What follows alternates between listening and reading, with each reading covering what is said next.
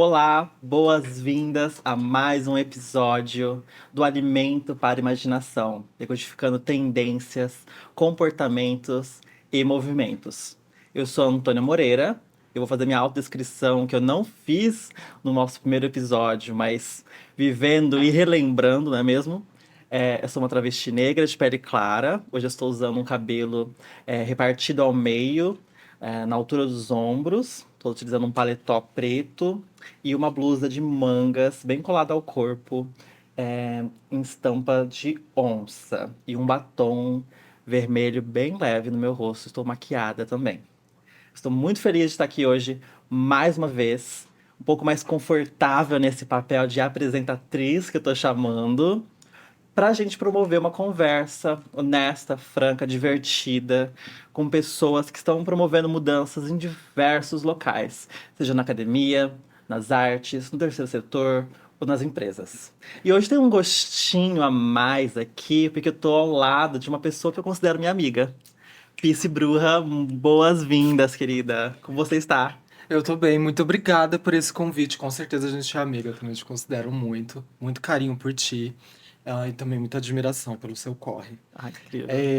Eu me apresento. Quero que você se apresente. Tô, assim, animada, porque eu tô realmente, assim, instigada de fazer várias perguntas. E, Sabe aquela coisa de bar, assim, que a gente.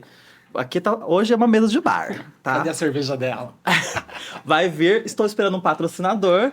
Assim que tiver um patrocinador, eu quero ser que nem a Anitta, sabe? Não sai de casa sem fazer um merchan. Uhum. Mas, por favor, se apresente para quem ainda não te conhece. Quem é você, faz a sua autodescrição também. Eu sou a Pisci Bruja, eu sou uma travesti branca, nascida na zona sul de São Paulo. Cresci nos bairros Capão Redondo, Jardim Ângela, Guarapiranga, Cupecê. Hoje eu moro na Zona Norte, em Santana. Eu estou vestida com um shortinho preto, um top preto, uma jaquetinha rosa. Bonita, É inclusive, uns botões lindos, né? Bem dourados. agradecida. Eu achei no CRUSP. Uau. Perfeita, né? Que era um lixo, então, considerado um lixo. Exato, e Olha tá aí. assim, impecável. Uhum. Também sou loira, com cabelo até a bunda, liso, um pouco desbotado, um batonzinho meio vermelho com um gloss ardido. Um E gloss ardido, que é isso, um gloss é aquele que ardido? deixa a boca maior, sabe? Que Ah, tem hialurônico. sei, vai crescendo. Sim. Aham. E essa sou eu, tô assim agora. Ai, acho incrível, louca. Louca. Louca. Já chego na louca, gente. Louca também.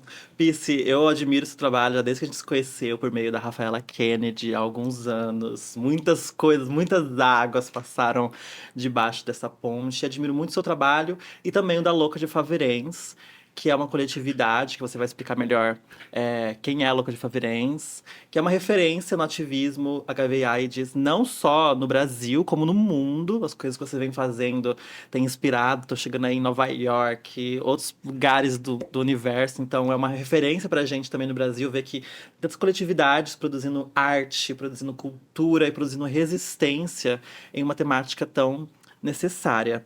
E aí eu queria trazer o seu tema de pesquisa na USP, que começa com HIV não é crime, né?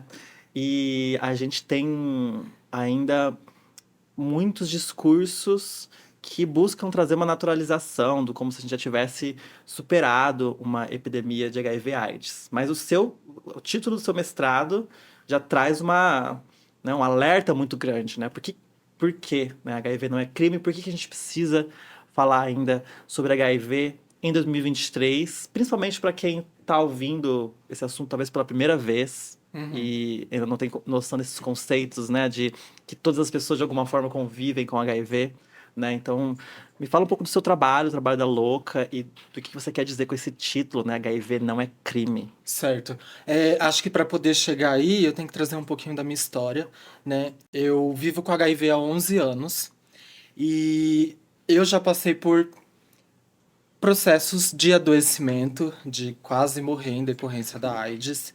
E a forma o que me possibilitou estar viva hoje foi a construção, não foi por um lado, ter acesso aos antirretrovirais de forma gratuita no SUS, né? O Brasil, a gente tem isso desde 96, e isso é um ganho, muito, uma conquista, na verdade, do movimento social de AIDS, do movimento LGBTQIA+, e é algo, assim, pra gente destacar. É Nossa, uma travestis na referência linha de mundial. frente também, né? Absolutamente, sempre, né? Abrindo picada com a mão. Aham. Por outro lado, eu também identifico que a forma, o que me fez chegar até aqui viva, né, e com produzindo conhecimento, produzindo estratégias de sobrevivência, justamente foi me articular coletivamente com outras pessoas que vivem com HIV e com pessoas que pesquisam sobre a questão da saúde pública brasileira, né, e com pessoas comprometidas com essas temáticas. E foi a partir disso que a gente coletivamente criou a Loucas de Favirense, que é uma coletiva de pessoas que vivem com HIV e AIDS, que produz estratégias nas artes, na academia, na política institucional, né, em uma série de frentes distintas, e inclusive em mais de um estado. Tem aqui em São Paulo, mas agora também tem no Rio Grande do Norte, tem em João Pessoa, e tem pessoas colaboradoras em outros estados também, como já teve no Maranhão, Bahia, Amazonas.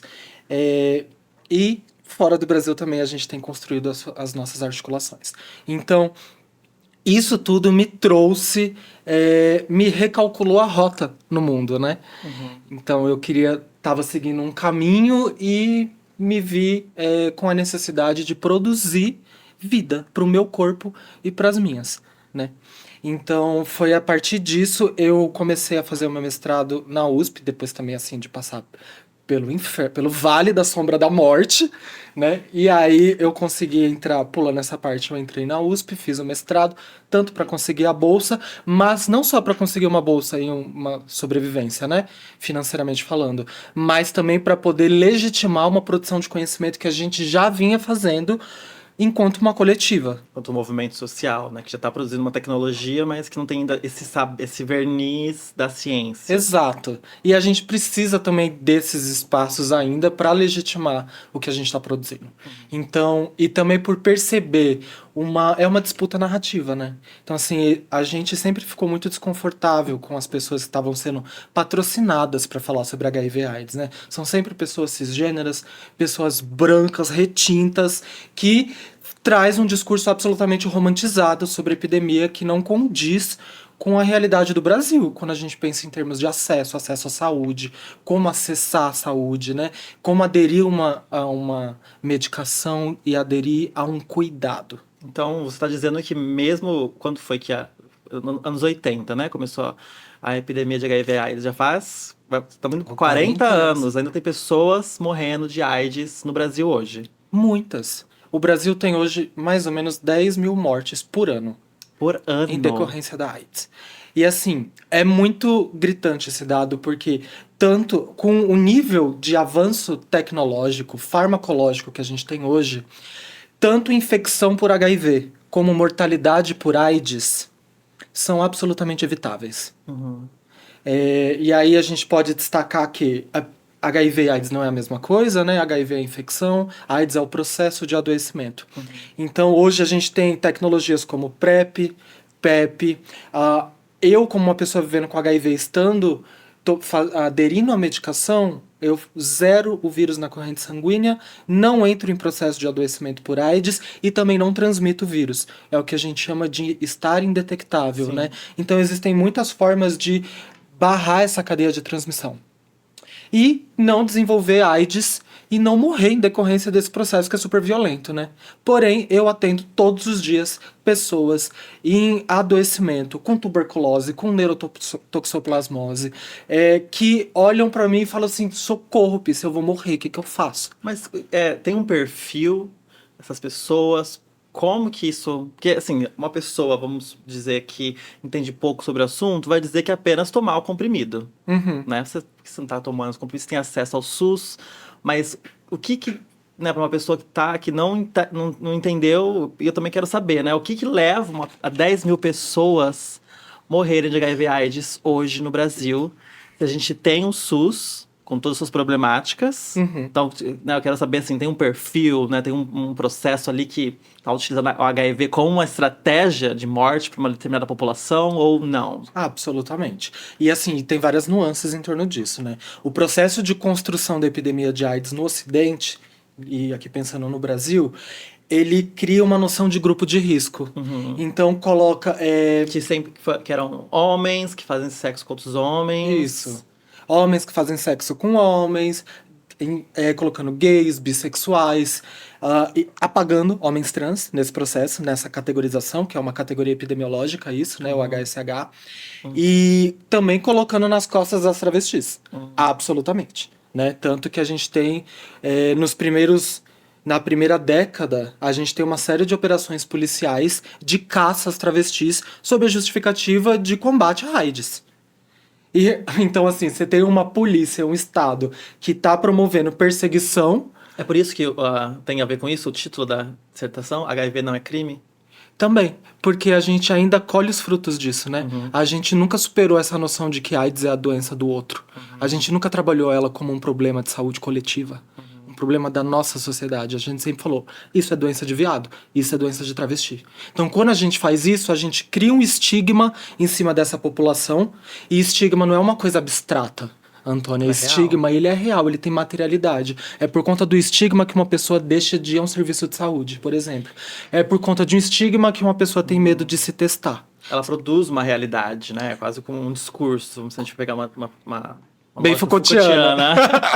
As acadêmicas, né? Ai, eu tô tentando, gente. No movimento social, eu pego essas palavrinhas pra analisar. Sei. E aí, esse é o grande conflito, porque você tem uma série de o estigma em HIV, que é algo bem específico, acrescido à transfobia, homofobia, ao racismo, que são ao acesso à cidade, ao capacitismo, que são barreiras reais que impedem o acesso das pessoas às instituições de saúde e à produção de cuidado. E também porque cuidado é pensado só no consultório médico, né? Quando você tá ali vulnerável na frente do médico. Só que cuidado não é isso. Cuidado é uma rede de estratégias e de possibilidades que você cria e ali a sua relação com o médico é uma delas. Então, quando a gente não trabalha toda essa cadeia de problemas, a gente não consegue cuidar das pessoas. E então a gente produz, hoje no Brasil, cerca de 20%. A epidemia ainda é muito concentrada, né, em homens que fazem sexo com homens, cerca de 20% dos gays vivem com HIV, e cerca de 1/3 das travestis vivem com HIV no Brasil.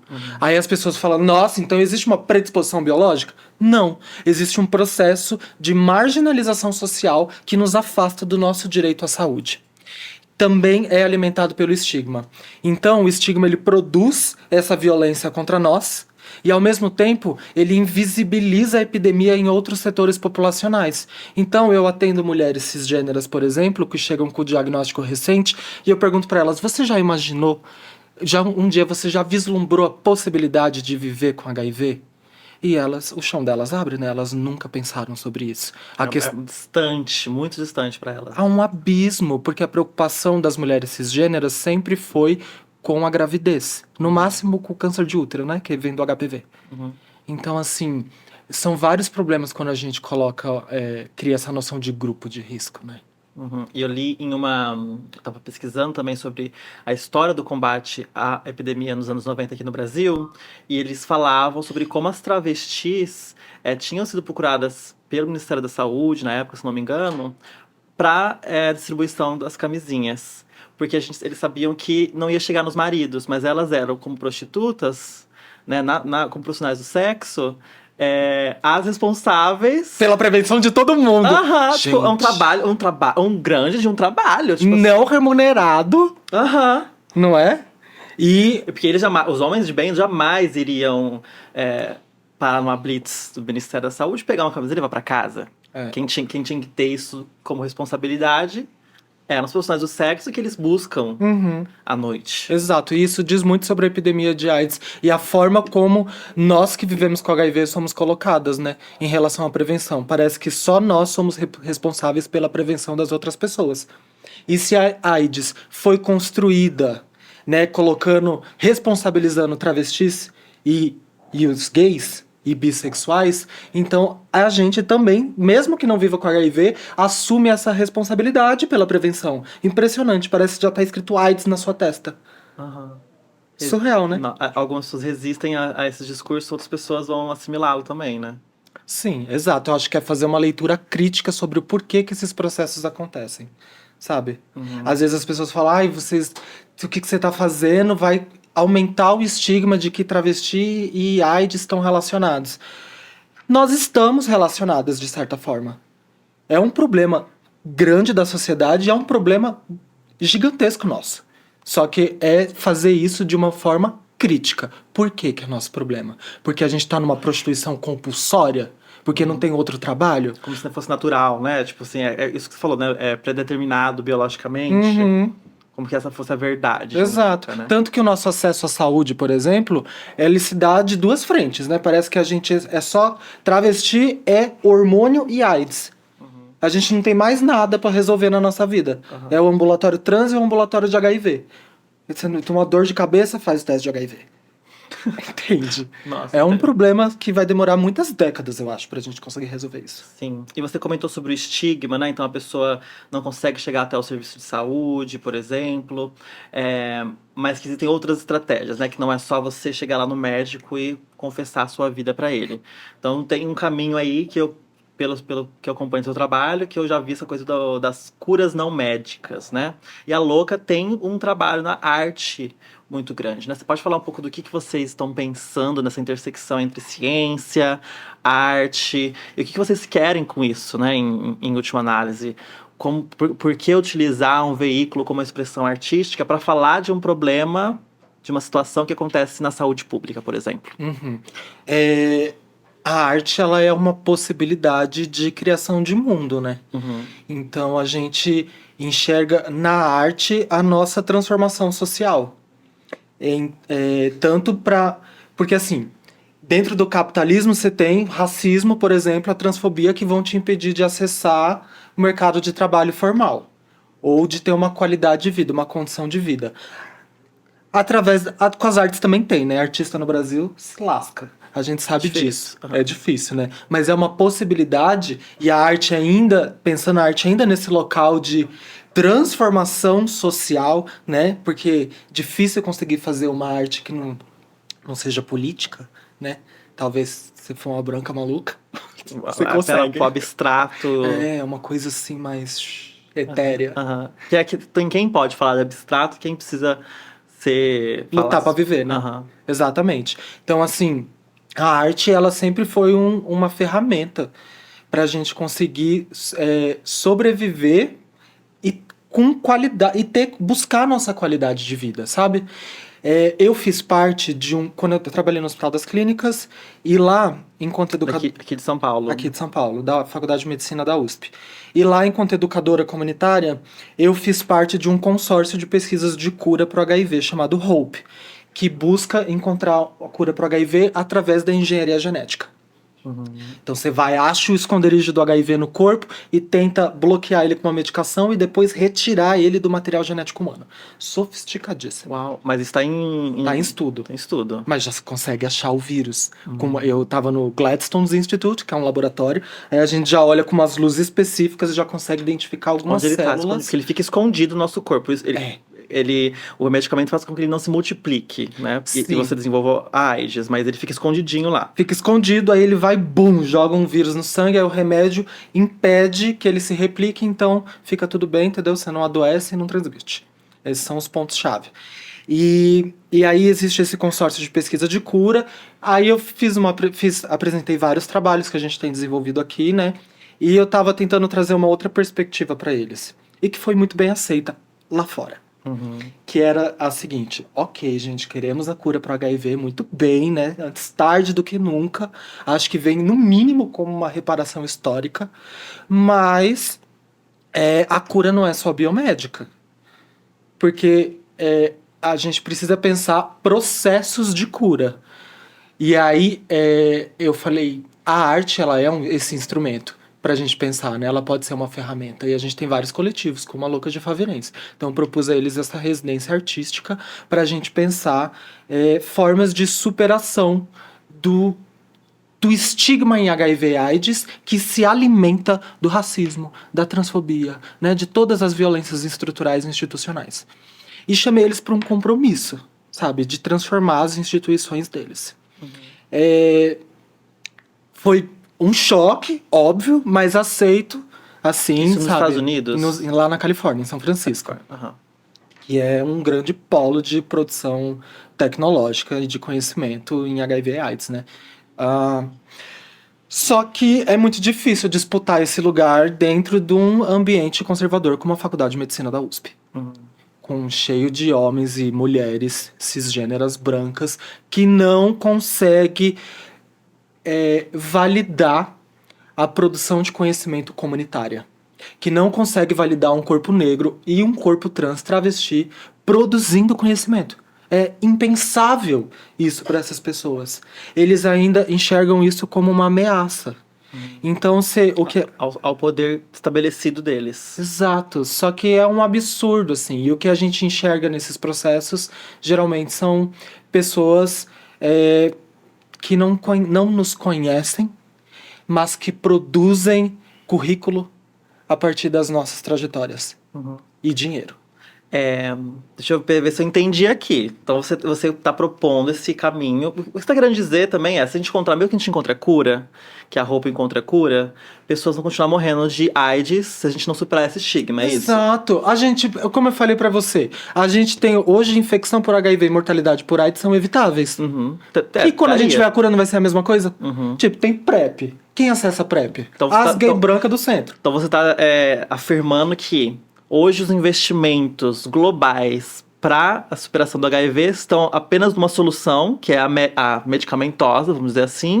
E você está falando que tem que ter uma parte disso para outros caminhos. Exatamente. Você está mexendo numa coisa bem espinhosa, porque você está falando sobre investimentos. Exato. E quem que ganha também em encontrar mais um medicamento, agora dessa vez para cura? Aí você tem os interesses das megacorporações, né? As farmacêuticas estão aqui sorrindo. E quase me cancelando, mas já sou cancelada com as farmacêuticas. E eu trabalho para as farmacêuticas também, viu? Porque o tanto de gente que eu enfio nos estudos aí, as farmacêuticas ganham também com isso. Então, assim, se eu não puder nem criticar, e acabou, né? Mas é isso, existem interesses farmacêuticos de pesquisadores que fazem currículo com pessoas vivendo com HIV, com pessoas trans, travestis, que é o que tá no hype, né? Se tá no hype, então bora lá. E agora os homens trans, pessoas trans masculinas, os boys ceta estão entrando no hype em algum nível para esses olhares, né? E é uma pena que isso, eu não enxergo um comprometimento real com a saúde pública dessas pessoas. E claro que a gente aqui também não quer antagonizar com as farmacêuticas no sentido de o que elas fazem é completamente ruim, mas entender que os investimentos não podem só para ir para essa... Porque os governos estão investindo, as grandes fundações estão investindo, né? Sim. Então, como que isso vai chegar para porque as comunidades mais afetadas não são as donas das farmacêuticas. Né? Exato. Como que isso também vai chegar para essas pessoas que estão produzindo esse tipo de conhecimento, de resistência, né? E eu fico pensando também que eu acho que o grande problema nisso tudo é a mercantilização da saúde. É você tornar a nossa saúde um comércio. Porque aí acabou, né? E aí vira essa questão dentro do capitalismo, de produzir mais um produto para você colocar na prateleira para quem tem dinheiro para comprar. Enquanto a gente tiver a mercantilização da saúde, vai ter essa desigualdade no acesso e a gente vai continuar morrendo de AIDS. Eu quero já chegar no assunto ali que você comentou, de que não foi respeitada no Brasil, e lá fora ouvir as suas ideias, porque isso é uma experiência que eu tive, não da mesma forma, claro, mas eu sinto essa validação depois de ter voltado dos Estados Unidos, que tipo, o que eu falo é mais importante agora. Sério? Né? Uma coisa assim, nossa, né? Você ganhou uma chancela. Mas antes disso, já vou chegar nesse assunto, queria falar mais sobre a cura ainda, porque entender que pé que tá isso para as pessoas também, né? De novo, estão chegando aqui nesse assunto. Você acredita que isso é uma coisa que a gente tá falando daqui 5 anos, 10 anos? É uma coisa que já tá por aí, mas ainda não tá acesso para todas as pessoas? É importante falar sobre isso? Como que você Legal. Você pensa isso? Eu acho que é muito importante a gente falar sobre a cura. Isso, inclusive, é um movimento da Louca de Favirense, né? Desde o começo, destacar a importância da cura. Né? Porque há uma dissidência de pessoas que falam abertamente sobre HIV, que tem umas que falam assim, ai, gente, curar pra quê se depois eu tomar PrEP? Eu quero morrer com isso. Mas as pessoas falam isso. PrEP, pra quem não conhece a PrEP, é a Exato. profilaxia pós-exposição. Pré-exposição. Pré-exposição. A PEP e a pós. Isso, a PrEP você toma, são as medicações antirretrovirais que você toma antes da exposição sexual. E se você entrar em contato com HIV, você não contrai o vírus. Agora, se você foi lá, fez o seu sexo, ficou noiado, aí você tem até 72 horas para Tomar a poder PEP. tomar PEP por 28 dias e não contrair o HIV.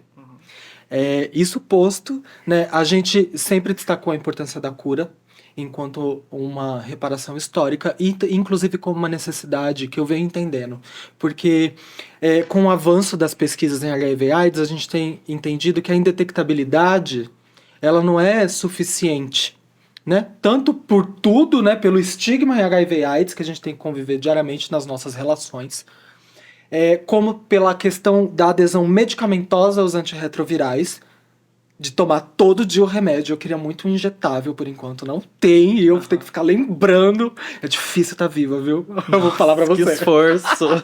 Sendo pisciana desse jeito. Ai. E aí tem a questão que mesmo quando a gente está indetectável, saudável, né, existem processos inflamatórios. E esses processos inflamatórios diminuem a nossa qualidade de vida, né?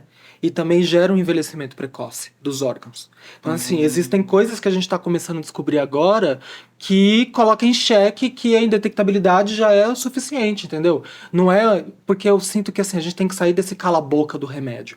Cala a boca porque tem remédio. Teve isso em 96, quando teve acesso universal e gratuito pelo SUS da medicação, né? Até a louca de Favirense também romper com esse discurso. Falar assim, gente, que remédio é esse? Eu tô maluca. Né? E questionar isso, por exemplo. Que o né? Efavirenz, que é o nome da coletiva, é um dos primeiros medicamentos. Ele é super antigo, né? Patente renovada, mais 20 anos, renovou patente, mais 20 anos. Então, assim... E que deixava as pessoas loucas de Efavirenz, não é à toa. Não é à toa, eu fiquei maluca por 4 anos. Eu tenho lapsos... eu confundo memórias que eu não sei se eu vivi ou se eu sonhei. Não sabia disso. E elas variam muito de corpo para corpo, né? O efeito colateral. Tem gente que é de boa. Agora, pra mim, nossa senhora. E pra outras pessoas também foi terrível. Você ficou louca mesmo. Maluca. Então, assim, a gente sempre tensionou a importância da cura em vários âmbitos, assim. E como que ela tá em âmbito mundial? A gente tem 5 ou 6, acho que são 6 pessoas curadas no mundo. Mas é uma situação muito específica. Eram pessoas que estavam com leucemia, fizeram transplante de medula, elas tinham uma mutação, receberam o gene, como que chama? A medula de uma pessoa com uma mutação no gene delta 32, e aí vê que é algo muito raro, muito específico, e se curaram também junto com o processo de tratar e curar o câncer, né? E elas curaram, eliminaram o HIV do sangue. São 5 ou 6 pessoas, acho que são 6, e não é algo viável. Porque a chance de morrer é muito grande. Uhum. E transplante de medula óssea, para quem precisa para isso especificamente, já é difícil, né? Exato. Então não vai acontecer dessa via. Então existem outras formas. Existem estudos que buscam, como o HOPE, por exemplo, trabalha com uma estratégia chamada Block and Lock Exercise, que é bloqueia, tranca e corta. Que é essa coisa de achar o esconderijo, trancar ele dentro da célula e depois modificar geneticamente. Talvez se discute uma possibilidade de daqui 10 anos haver uma cura para HIV. Mas olha, são 42 anos de epidemia no Ocidente, que a gente começa a marcar ela como epidemia quando ela entra para as nações embranquecidas, né? Europa e Estados Unidos. Já recebi um conteúdo ótimo da Louca de Faverenes, inclusive, que tem no Apoia-se, que você consegue assinar, vem uns zines, né? É chique. E tinha um zine que minha cabeça explodiu, assim, que falava sobre crianças que estavam morrendo de uma doença misteriosa nos anos 40, 50, e que não sabia o que era. Porque o HIV vira algo nos anos 80, ou seja, tem décadas de janela aí que essa doença estava rolando e a gente... E ela não era um problema. Ela vira um problema quando entra nos Estados Unidos, né? Que eles criam paciente zero. Tanto que esse paciente zero, o nome dele é Gaetan Dugas, né? Ele já morreu, ele era uma bicha franco-canadense e ele foi acusado de ser uma bicha safada, promíscua, que transou com um monte de haitianos. Racismo. Então você vê como o racismo e a homofobia são os pilares, né, fundam a epidemia de AIDS, com o paciente zero. A primeira pessoa chamada pejorativamente de aidética. Esse termo a gente não usa, mas é sobre isso que a gente está falando, sabe? Desse processo de marginalização. Então você vê como o racismo opera, porque pegou com pessoas negras com um vírus que provinha de África. E que passou pelo Haiti, que chegou nos Estados Unidos, entendeu? Aí virou um problema. Então, assim, desde o começo a gente tem isso. Né? E existe uma coisa também que parece que existem uma comunidade, mais de 10 mil pessoas no Congo, que tem certa resistência, não adoece com o processo de HIV. Eu não sei se não adquire ou não sei se não adoece. Isso a gente pode pesquisar. Mas existe uma resistência. E aí eu fico pensando que, assim, 8% do nosso material genético é composto por vírus. São vírus que a gente incorporou ao longo dos milhões de anos na nossa evolução. Eles são chamados de HERV. E esses vírus são chamados vírus ancestrais. Eles estão de boa no nosso material genético, no nosso genoma. Inclusive, alguns casos graves de Covid era porque despertava o HERV. Lembrava de uma coisa genética que poderia... Exato. Se eu tomasse antirretrovirais por 190 anos, eu silenciaria o HIV no meu material genético. E ele seria um HERV e eu ficaria de boa com ele. Mas a expectativa de vida é 35 para travesti branca. Imagina 190 anos. Então, assim, um pouco inviável, né? Esse caminho não vai dar. O HOPE busca acelerar esse processo de silenciamento do vírus. Então ele não visa eliminar, como você falou, esse lock. Vira eliminar também, mas silenciar e em algum nível também tirar ele do genoma e ver o que dá, né?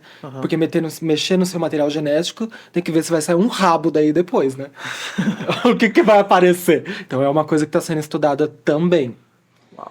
É muito complexo. E por que eu falei dessa comunidade no Congo? Porque as pessoas, talvez já tenham incorporado ao longo de várias gerações esse vírus e consegue conviver com ele sem entrar no processo de adoecimento, sabe? Então, era algo que estava ali há muito tempo, né? E aí, uma coisa que é interessante falar também é que também mostra como o racismo funda a epidemia de AIDS, e uma coisa diz da outra, né? É que falam, então eram negros que transavam com macacos, com chimpanzé. Já ouvi essa. Você já ouviu essa, não é? É bem clássico essa. Só que ninguém fala sobre o processo de colonização da Bélgica no Congo, de destruição da floresta tropical do Congo, né? E de uma má administração sanitária que deixou o negócio fora de controle. Não é mais fácil criar um processo de bestialização, claro, né, do que responsabilizar a colonização nesse processo. E é por isso que a gente não resolveu o problema da AIDS até hoje, porque a gente opera dentro da colonialidade. E de um monte de mentiras também. Com certeza, a fake news tá aí, né? E pânico moral. Vocês estão vendo, gente? Foi por isso que eu chamei a Pisce, porque a cabeça explode, ela conta umas coisas assim que você fala, gente, me contaram várias mentiras ao longo de vários anos. E aí eu queria retomar um pouco do que você estava falando, né, de ter ido para os Estados Unidos, ter apresentado suas ideias para esses outros caminhos, e de aqui no Brasil não ter sido isso tão bem aceito, pensando na academia enquanto ambiente muito conservador, né? As universidades paulistas, em especial, elas foram as últimas a aprovarem as cotas étnico-raciais na graduação, em comparação com as universidades federais, que aconteceu anos antes. Como que foi para você essa experiência, né? E pensando numa pesquisadora agora que está pensando ciência e que tem um outro rosto, né? O que você diz sobre essa ciência? O que pode vir de uma ciência que tem a cara da sociedade? Né, que não é a cara dos quadros que a gente tem hoje na ciência, que imitam os quadros de qualquer grande empresa, de qualquer grande organização do terceiro setor, primariamente branca, cisgênera, aquela história toda.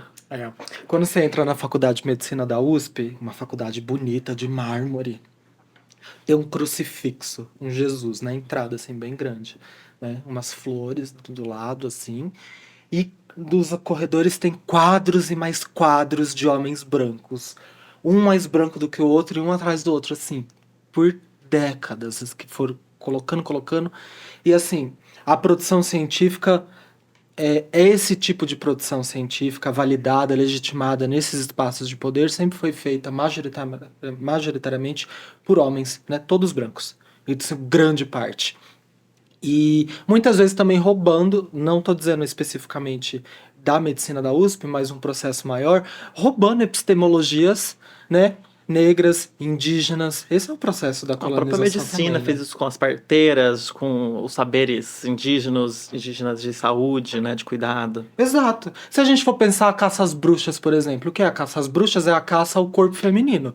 Ao condenação da autonomia das pessoas com útero, né, para as mulheres cisgêneras, em relação à reprodução, mas não só isso, mas também em relação às mulheres que tinham conhecimento sobre as medicinas tradicionais, sobre as flores, sobre as folhas, sabe?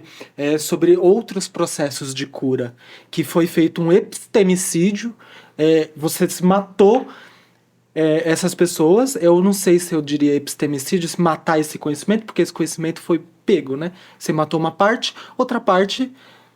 Hoje a gente tem um creme de aloe vera Que absorveu, né? lindo, entendeu? Você tem indústria farmacêutica com todo o conhecimento tradicional ali embutido, vendido na embalagem.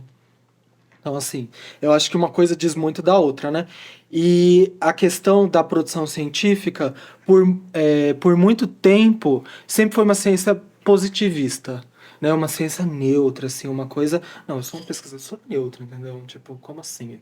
Eu tô aqui, tô só pesquisando vocês, tô anotando, Não mas eu tem, parto de uma imparcialidade, aham, não tem entendeu? preferência, não parte eu não sou de nenhum lugar, não tem nenhum contexto específico. Exato, eu tô aqui na minha, tô só observando, anotando e fazendo as categorizações, né? A gente já contestou desde, acho que dos anos 20 essa questão da ciência positivista, né? Dizer pesquisador não é neutro, gente. A gente parte de um lugar, de uma construção de subjetividade, né? É importante que na produção científica a gente se coloque e diga de onde a gente está, de onde a gente fala, né? Que hoje a gente vai pensar nos lugares de fala. Todo mundo tem um seu lugar de fala, porque todo mundo fala de algum lugar, né? Eu acho que foi isso que a Jamila estava dizendo. E aí também a importância de saber ouvir e saber escutar outras pessoas, né? E também de articular estratégias. Mas, enfim, essa questão da produção científica, eu acho que a gente ainda está engatinhando na disputa desse local, sabe? Desde a entrada na universidade, com corpos dissidentes, com pessoas pretas, pessoas periféricas, sempre falou assim, se tiver cota étnico-racial vai reduzir a qualidade do ensino. Nossa, as pessoas são um lixo mesmo, né? Impressionante. E os resultados têm sido justamente o oposto, né? Na Uma Unicamp, qualidade muito maior. total. Na Assim, Unicamp, você fez Unicamp, foi lá que surgiu um professor falando que se passasse cotas, iríamos trocar cérebros por nádegas. Você lembra dessa história? eu não O lembrava Bruno disso. Nizinga, do Núcleo de Consciência Negra, me relembrou essa história esses tempos, que a gente tá numa discussão sobre cotas trans na Unicamp. E teve um professor que falou isso.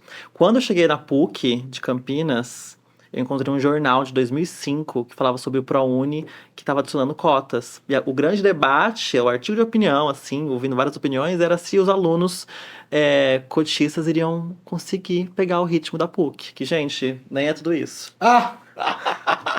Convenhamos. Convenhamos. Tipo assim, e anos depois, bolsistas mostraram que eles davam muito mais de si. As médias deles eram mais altas do É que impressionante isso, alunos né? pagantes. Uhum.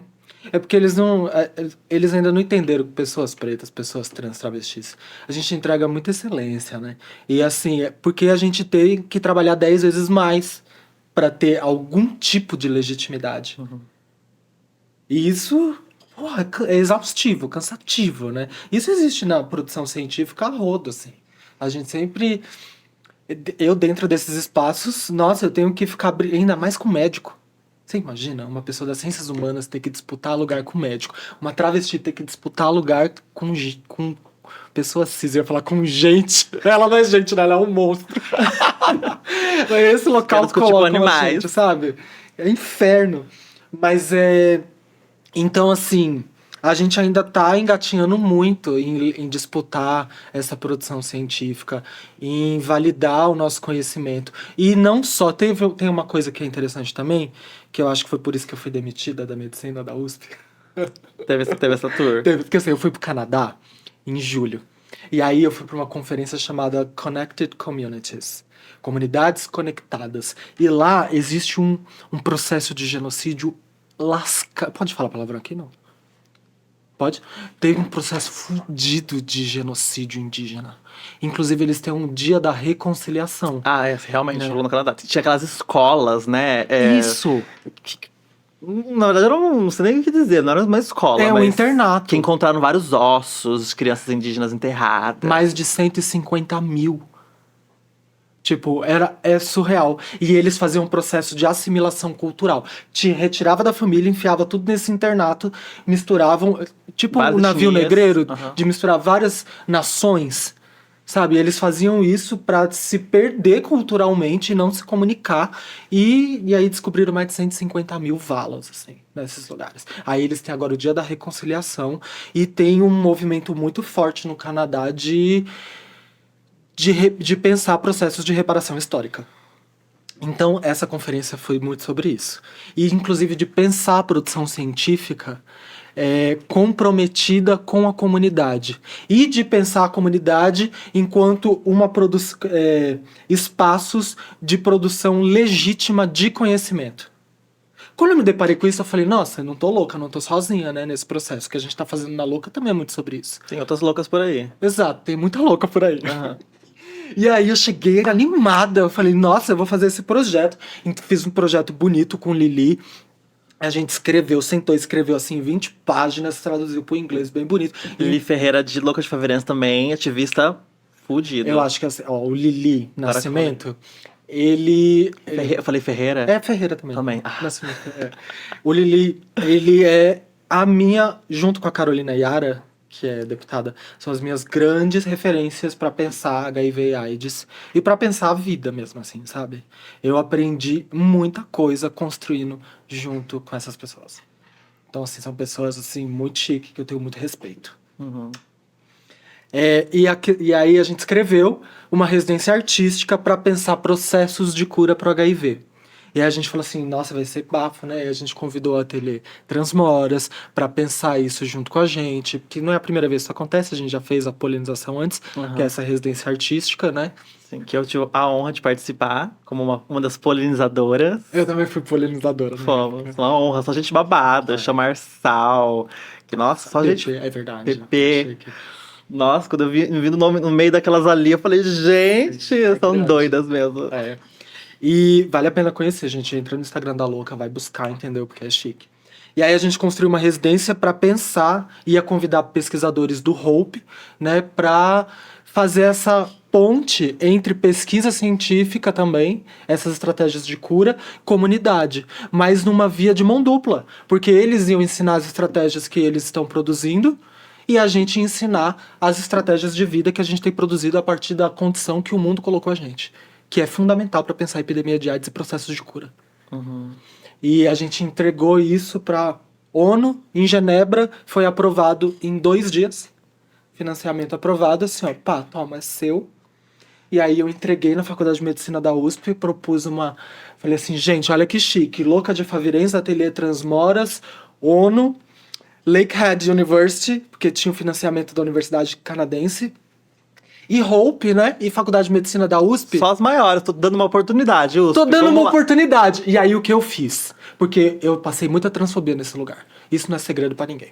Eu não expus nas redes sociais pra não perder o meu emprego que eu tô agora, porque as pessoas se mancomunam, né? Bastante, se articulam. Então, assim, eu tomo cuidado com esses tipos de exposições.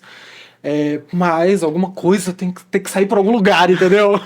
Podcast Aqui, Alimento ó. para Imaginação pode ser o caminho. Exato. E aí... Ai, eu quase me perdi. Onde eu tava? Você tá falando que você propôs pra USP com todos os logos. Tô aqui. Cheguei pro projeto da ONU, aprovado 2 dias. E aí eu entreguei isso na sexta-feira e fui demitida na segunda. Não recebeu nenhum feedback. Eu não recebi nenhum um e-mail assim, recebido. eu fui demitida e no processo de demissão ela falou: você não foi contratada para ser pesquisadora. Ah, lembrei o que eu ia falar antes disso. Ah. Porque, como eu já sofri muita violência naquele espaço e eu vi que existiam pessoas absolutamente incompetentes coordenando pesquisa com pessoas vivendo com HIV e pessoas trans e travestis, eu falei, gente, não é possível. A gente produz o nosso conhecimento e a gente está conectado ao que está rolando no mundo. Uhum. Então vamos nessa direção. Então eu propus o quê? Como a gente conseguiu o dinheiro da ONU, o dinheiro viria para o Ateliê Transmores, que é uma ONG, pode receber o financiamento, e a coordenação da pesquisa pode ser com pessoas que têm pós-graduação. Eu, o Lili e a Dana Fittipaldi, fazendo a coordenação dessa pesquisa que, na verdade, é coletiva. É um processo de investigação coletiva através de uma residência artística para a gente construir uma etnografia da cura, né? Que etnografia é um processo de investigação onde a gente pode entender várias nuances do que significa uma possível cura para o HIV para nós. E é chique, né? Mas, por outro lado, tiraria o poder da USP, né? O poder financeiro e o poder de pesquisa. Eu fui demitidíssima, né? Óbvio, isso não cabe para a faculdade de medicina. Claro. Você não foi contratada para ser pesquisadora e eu tinha bolsa pesquisa. Mas. Há 3 anos, é absurdo, né? Uhum. E. Então você não se colocou no seu lugar pra ela. Exato. Foi abusada. Ela- Ousou ir na ONU falar que. falar Ela uma diz coisa- que é uma pessoa menos estrela. Isso porque eu trabalho com os médicos blogueirinhos. E eu que sou estrela. Ai, gente, que audácia. E você tá fazendo uma coisa super pra você, né? Nossa, super, super individual. É a pesquisa sobre a Exato, Pesce. num lugar que é só nepotismo. Só contrata parente e família, né? Mas sou eu que tô usando a comunidade, como ela falou. É outra. Eu falei, gente, não tem nem diálogo aqui, sabe? Muito muito triste, triste. né? Eu acho que a gente ainda caminha nesse passo na produção de ciência no Brasil. Bom. Necessário falar o que você falou. Complementa, por favor. Oh. Mas nem tudo está perdido. Eu queria falar sobre o futuro. Exato. Eu acho que eu tenho. Eu já trabalhava eu trabalho no Emílio Ribas também, né? Que é um instituto de infectologia, ali no Quadrilátero da Saúde, perto do Hospital das Clínicas aqui em São Paulo. E o Emílio Ribas é um instituto de 180 anos, de doenças infecciosas. E eu tenho tido. Tenho sido muito mais respeitada nesse ambiente, por enquanto. Uhum. Né? E validada enquanto pesquisadora. Eu tô até chocada. É isso que você tá fazendo. Você tá fazendo o que você quer de pesquisa. Tô fazendo. Eu acolho pessoas vivendo com HIV com diagnóstico recente e produzo pesquisas. Sou motivada, porque eu sou velho e falo, nossa, sim, você é pesquisadora. Incrível. Eu É um fico talento. E é isso que uma coisa que também eu sinto às vezes, que é como se você precisasse ter, tipo, muitos anos, como se você não fosse uma grande potência e pudesse propor uma pesquisa ousada, realmente. E, tipo, é um cala-boca, né? Fica no seu lugar. Você não é capaz de conduzir uma pesquisa como essa, então a gente não vai te dar espaço. Ao invés de investir, sabe? Em você, tipo assim, se ela já é isso aqui com. Sabe, novinha, meu amor, quando ela for uma senhora travesti com 50 anos, imagina o que ela vai estar fazendo. Imagina quando ela pôr a prótese dela. Então, vai chegar primeiro Aquela. a prótese. E na louca, amiga, o que você tá pensando de futuro? Como que vocês estão se articulando? Eu sei aí que tem muitas coisas acontecendo, pensando também em estratégias, né, para outros movimentos sociais coletivos que possam estar nos ouvindo, nos vendo agora. E tendo vocês como referência também, como que vocês estão se articulando pro futuro, para continuar aí impactando? A louca, ela tá sendo direcionada muito pela Rayura. Ayura Fernandes. Rayura Fernandes. Nossa, Uma pessoa sou fã. assim, muito chique, que tem produzido muita. Ela é diretora, né, da Louca de Favirense, junto com o Lili e a Leide, que mora aqui em São Paulo. Leite Vieira. Exato. Conheço toda a galera, conheço a galera. E essas pessoas estão à frente da Louca de Favirense hoje. Uhum. Mas eu atuo quanto uma colaboradora, né? Então eu tenho tentado fazer algumas articulações aqui, fora do Brasil, e também pensar a produção científica da Louca de Favirense também, né? Porque a gente também disputa esse espaço. Mas também é uma coletiva de pessoas, artistas, né? Que têm utilizado a arte como esse instrumento de transformação. A gente vislumbra transformar a Louca num instituto, né? primeiro talvez passar por uma associação, assim como a Ateliê Transmoras, né? Se constituir nesse espaço e virar um instituto que vai receber obras artísticas de pessoas vivendo com HIV do mundo todo, sabe? Ser um polo de referência. E eu visualizo muito isso e de produção científica também. Uhum. Porque uma coisa trabalha muito com a outra, sabe? A gente viu que isso é possível, a gente tá vendo a força desse movimento. Então, eu acho que assim, assim que a gente tiver um dinheiro, um investimento, trabalhar para transformar a Louca no instituto seria algo bem sofisticado. E todo mundo ganha, gente. Não é só a gente que vai ganhar. Acho que quando o mundo entender isso, aí o negócio gira, entendeu? Né? Com Aí a gente certeza. sai dessa noção de ser entendida ou vista no mundo enquanto uma ameaça e ser vista como uma pessoa que pode jogar realmente a gente pro alto, sabe? Bora investir, porque a gente realmente é muito excelente no que a gente faz, assim, e tem é, imaginários para um futuro, sabe? Que a Uhum. gente vai construir agora, aqui, ó, mão na massa, que a gente já está fazendo desde o passado. Uhum. Por isso que a gente está viva, né? E assim, eu acho que é a cisgeneridade e a branquitude se aliar a esse processo de construção de vida, senão a gente não vai ter nem planeta. Com certeza. Ainda. Não sei nem se dá tempo mais, mas. Enfim, a gente É. trabalha com excelência, soluções incríveis para mudar o mundo estão aí, precisam de investimento nessas ideias. E muitas vezes elas surgem dos lugares em que a gente nem imagina. Foi uma honra ter você aqui hoje, Pisci. Quero fazer umas últimas perguntinhas para a gente Ai, que encerrar. perigo. Uma coisa bem assim. Fala pra gente um lugar no mundo que você gostaria de conhecer. Que gostaria de conhecer Chapada Diamantina, Chapada Diamantina. E um lugar que você já conheceu. San Juan, em Porto Rico. Olha. Gente, é incrível. Um sonho pro futuro.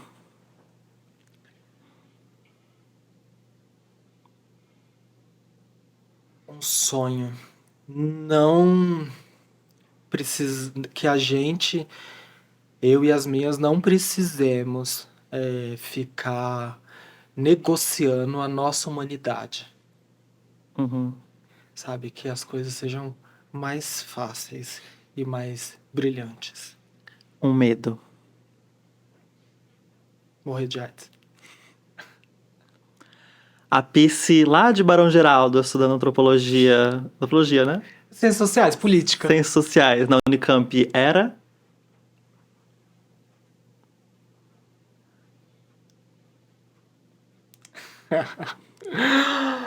Ai, um viadinho safado. Mas com potência, Com porque chega potência, até aqui, ó. potencial. A Pisci de hoje, no Emílio Ribas, é. Bruxaria. E tecnologia, que tá totalmente associada, né? A Pisci velha, de 50 anos, de peito murcho. Não terá peito murcho. Não haverá peito murcho, linda! É uma prótese debaixo do músculo. Mas assim, aposentada, né? E falando assim, olha, quase conservadora. Não no sentido ruim, mas de ver que as coisas se movimentaram para um bom lugar. Uma comida. Estrogonofe. E com mousse de chocolate depois. Amo. Sem lactose. Aham. Um lugar pra andar de bike em São Paulo. Ai, gente, nossa, qualquer lugar. Bom, não qualquer lugar. Um lugar pra andar de bike em São Paulo. Gente, são tantos lugares que atravessaram a minha mente agora. É. Acho que Acho incrível que a Pisci anda por tudo que é lugar. de Santana ao Jardim Ângela. Conheço a lugar. Santana, não sei o Jardim Ângela. Não sou daqui. 2 horinhas. Um lugar e um tempo, né? Tá junto. E por fim. Ai, essa nem eu me preparei. E por fim, uma lembrança doce do passado.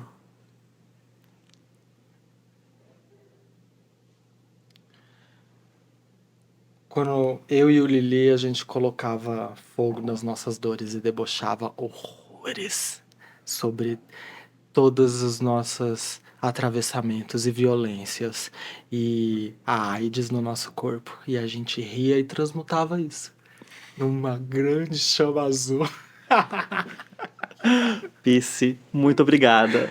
Com deboche e muito conhecimento, esse foi o alimento para a imaginação de hoje.